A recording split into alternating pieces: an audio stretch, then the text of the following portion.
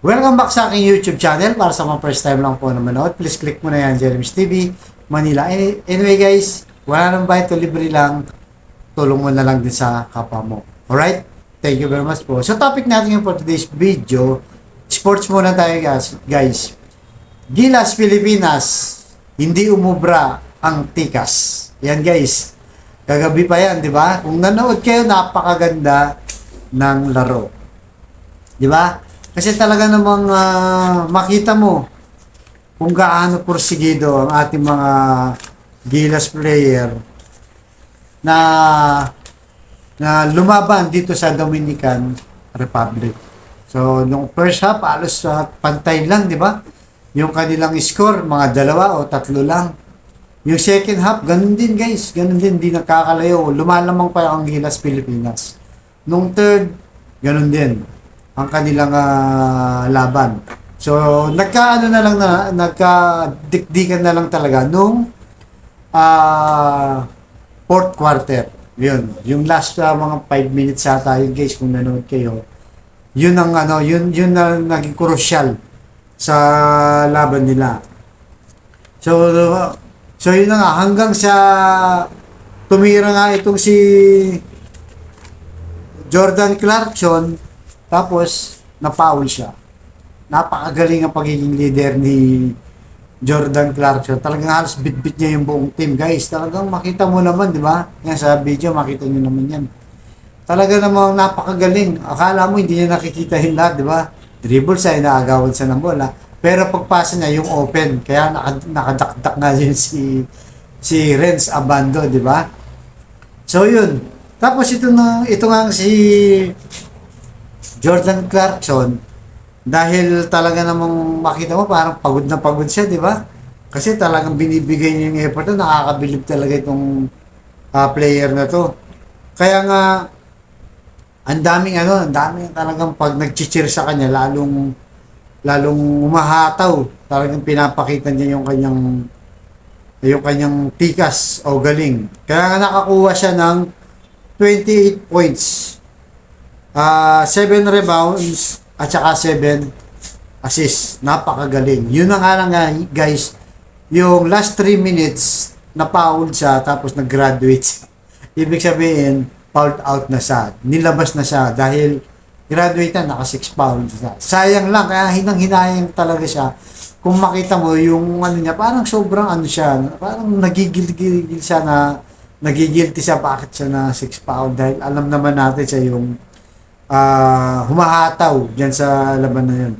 At ang pumangalo sa kanya ito si Junmar Pajardo, guys. Si Junmar Pajardo, naka 13 points, yung field goal niya, free throw niya, 4 out of 5. Isang minutes lang.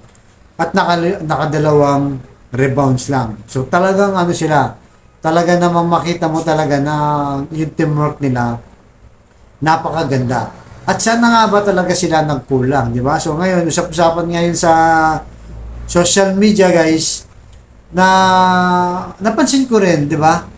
Bakit si Kai Soto alos binangko? Yan ang mga tanong ng iba di ba? Kasi napakalakas guys ng ng rebound nila, lalong-lalo na itong kay Anthony Towns, di ba? NBA player to, di ba? Laking tao din, nasa 7 flat to. Napakalakas mag-rebound. Dapat tinapat dito si Kai Soto, di ba? Para pag shoot ng bola, mag-aagawan sila.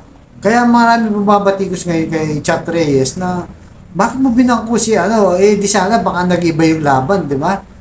Sana nag-iba yung laban, baka mga nanalo pa tayo kung pinasok si Kai Soto. But anyway, siya naman yung coach, pero yun ang nakakapuna sa kanya. At marami pa siya nagsasalita na nagsasabi sa mga netizen na mag-resign na itong si Chat Reyes. Sabi ng iba, matanda na, sabi niya. At daming dahilan. Yun ang sinasabi ng iba. Pero makita natin guys, dikit naman talaga ang laban Talaga namang hindi naman napag-iiwanan ang Gilas natin. Yun lang yung panghuli lang talaga. Doon lang kandaloko-loko kasi nga, pero kunting na lang yung minutes di ba? Kung napanood nyo guys, yung panghuli na lang talaga, na lalo na lumabas na si Jordan Clarkson, parang nawala na yung teamwork nila. Yun ang alam mo, isa sa nagiging problema natin. Baka masyado silang umasa Jordan Clarkson. Dapat sa mga ganung pagkakataon, meron pang iba, hindi lang sila, mas maganda. Lahat sila, kagaya nun, di ba, last 3 minutes, lumabas si Jordan Clarkson, parang nawindang na sila. Hindi na nila nahabol na ang dami rin pagkakataon, sana na manalo pa tayo. Nawalan, parang nakita natin sa kanila na nawalan sila ng gana. Sayang, di ba? Malapit na lang konting oras na lang sana nanalo na tayo. At siyempre, napakalaki ng crowd, di ba? Nakuha na nga natin yung world record na attendance na tayo na may hawak ngayon. At saka yung crowd mismo, home court pa natin, di ba? Sayang, napakaganda sana. Nakuha sana yung world record. Tapos, nanalo pa tayo. Kaya, yun, sabi nga, bilog ang bola. Siguro, gano'n naman talaga, di ba guys? So, hantayin lang natin. Kaya nga, marami pang kahit even si Keeper Ravena, tinatanong bakit nilabas kagad, hindi na halos pinasok, di ba? So, yun lang ang mahirap sa part ng coach, siguro dahil magagaling lahat, di ba? Sabi nga, ito yung mga best lineup ng Gilas. Kaya siguro itong si Chat Reyes, medyo naano rin ng konti. Pero yun na nga, wala na tayo magagawa, tapos na. Kaya nga, ang sabi ni Junmar Pajardo, guys, naglabas na lang siya ng statement niya. Sabi niya, unang-una, nagpapasalamat kami na walang na-injure na game na to. Diba? Yun ang sabi niya. Tama naman, wala namang na-injure sa kanila.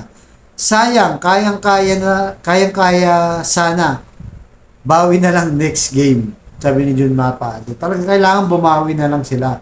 Ang susunod nilang kalabang bukas, guys, 27, ito Angola. So balita natin, medyo malalakas dito, malalaking tao din to. Pero doon sa laban niya pinakita naman kahapon, guys, maganda naman, di ba? Talagang kaya nating tumapat. At ang maganda lang doon, hindi sila tambak, di ba? 6 lang, di ba? Yung final score 87-81. Yun na nga, yung last 3 minutes na lang, doon na lang talaga napag-iwanan ng Gilas. Pero sana tuloy-tuloy na. At bukas, siyempre, babawi yan. Sugadong energetic yan. Talagang, siyempre, kahit pa paano, napahiya sila, di ba? Hindi nila naipanalo kahapon. Laki pa naman ng venue, di ba? Sa Philippine Arena at nakatingin ng buong mundo. Gaya na sabi ko, sana si Kaiso, kahit pa paano, ibabad ng konti. Di ba? Ibabad nila. Kasi sa rebound yan, at hindi lang yun, di ba? Nag-a-aspire to na maging NBA player yan. May mga NBA na makakatapat sila, kagaya nung kahapon nga, di ba? Sila Anthony Towns, di ba? At may mga iba pang player na pang NBA. At hindi lang yun, siyempre, nanonood din yan, di ba? Yung mga coach dyan, yung mga may-ari ng NBA team, pinagmamasya, bibigyan talaga chance itong si Kai Soto para lumabas din ang galing niya. Nakita naman natin, di ba, yung Ivory Coast, talagang dumadakdak siya doon. Sana dito, ganun din. Sana bukas i-balance naman ni Chat Reyes na lalo pang pagiging coach niya. So, sama-sama tayo guys na manood ulit bukas, supportahan natin. At ipagdasal din talaga natin na sana manalo sila bukas. Kasi may 2 games pa natitira. Dapat yung dalawa na to, hindi na sila matatalo. Di ba? Kasi home court natin to eh. Nandito sila, yung crowd sa atin, yung cheers nandito lahat, di ba? So, sana lalo pa nilang pagbutihin. Kasi ang susunod dyan, Italy naman, mas malalakas din na player. Kaya sana mula bukas, manalo na sila hanggang sa Italy para pumasok kahit sa round 2, di ba? Itayin natin, baka makalaban pa nila US. Sana nga guys, di ba? Makalaban nila yung Team USA. Kasi ibang labanan na yun, mapapalaban na talaga. Pero bukas muna guys, bago yun, sana bukas, di ba? Sama-sama tayo ulit suportahan ng ating Gilas. Wala na munang dilawan, wala na munang pulahan. Lahat tayo susupport at magkaisa muna tayo dito sa basketball na to. Di ba guys? Na liga, ang pinakamalaking liga sa buong mundo na nakatingin, napapanood lahat ng buong mundo. Yung liga na to. Kaya suportahan natin guys. Bukas, lahat tayo mag-aabang nito. Alright? So hanggang dito lamang guys. Thank you very much po sa panonood. Abangan yung susunod nating vlog at update dito sa Gilas, Pilipinas. Alright? Thank you very much po.